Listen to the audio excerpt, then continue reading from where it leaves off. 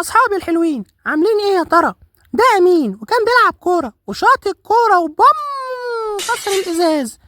أول ما الإزاز اتكسر أمين تنح، مبقاش عارف يعمل إيه وبقى مصدوم وخد بعضه ومشي. جت مس ليلى وعمالة تمد وشكلها غضبان.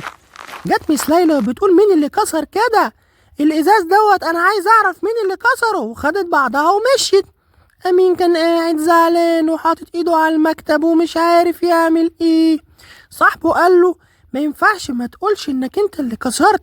قال له أنا خايف بابا يزعل. ويا عيني كان قاعد سرحان وعمال يفكر لو هم عرفوا إن هو اللي كسره هيعملوا إيه.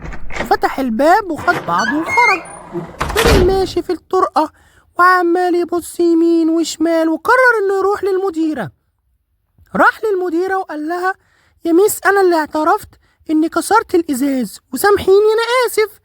قامت ميس ليلى واخداه وداخلة الفصل قدام أصحابه وقالت لهم إن ده وارد إنه يحصل وكلهم سقفوله وكان ماشي مبسوط ورجعله ثقته بنفسه. وده يعلمنا يا أصحابي إن إحنا ما نكدبش وما نسكتش وما نخافش.